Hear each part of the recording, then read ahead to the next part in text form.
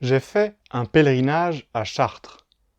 En 2019, lors du pèlerinage de Pentecôte, un autre pèlerin m'a demandé, un peu avant d'entrer dans Chartres, si c'était la première fois que je faisais ce pèlerinage. Je lui ai répondu que c'était mon 20e. Il me dit alors qu'il faut bien du courage pour faire 20 pèlerinages. Alors j'ai ajouté, il faut du courage pour faire un pèlerinage, mais pour le faire 20 fois, ce n'est pas du courage qu'il faut, c'est de la fidélité.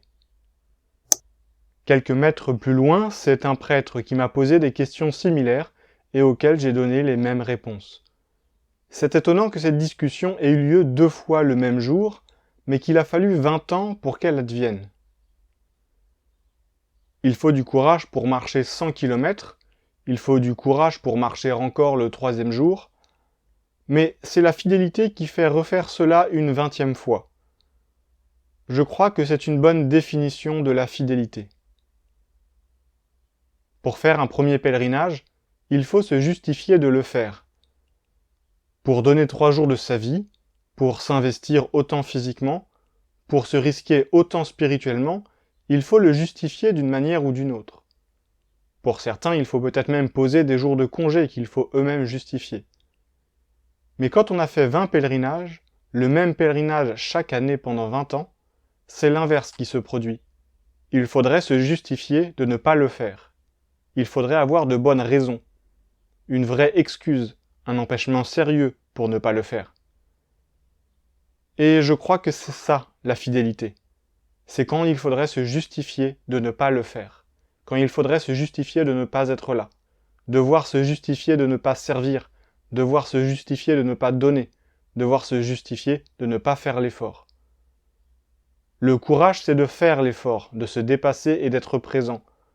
Être fidèle, c'est le devoir de faire l'effort, de se dépasser et d'être présent. S'il y a bien quelque chose qui a fortement participé à mon éducation à la fidélité, c'est le pèlerinage de Chartres. Ce n'est pas la seule chose qui m'a éduqué à la fidélité, et il fallait bien que j'aie cette fidélité en germe pour avoir fait le premier pèlerinage, puis le second jusqu'à mon 20e.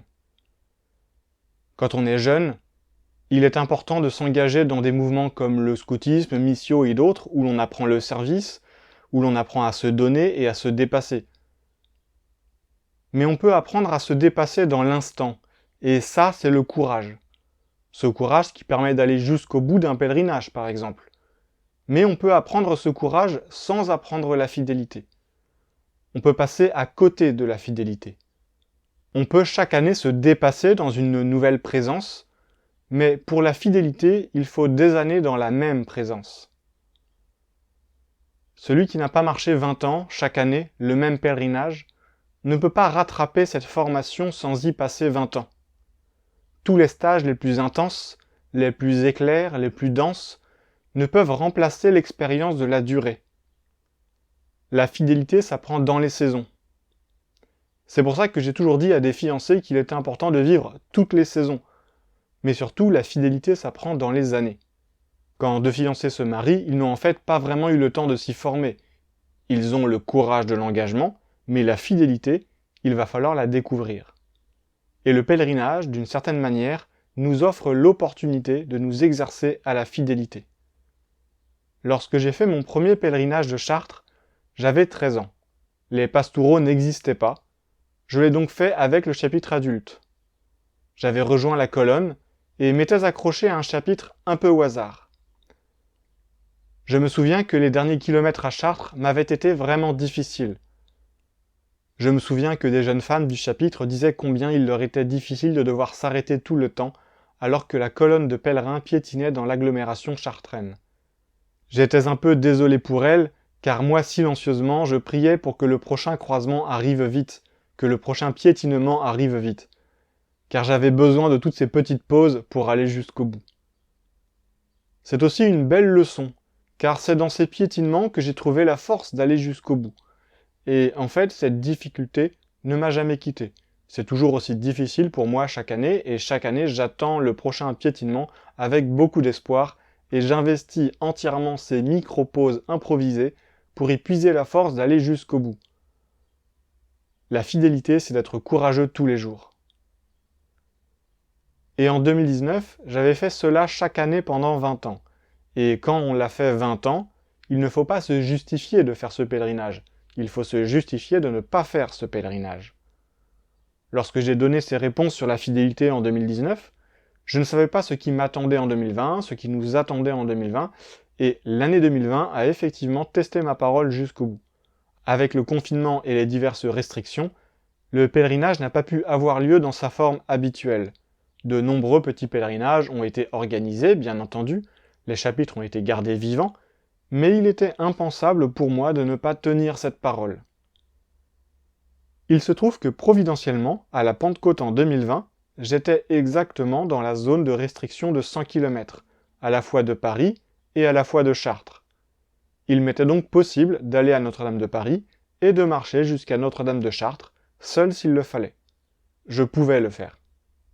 Et comme je l'ai dit, la fidélité, c'est quand il faut se justifier de ne pas le faire, et d'aucune manière, rien ne m'y empêchait. Alors je suis parti seul. À cause de l'incendie de Notre-Dame, le départ de 2019 s'était fait à Saint-Sulpice.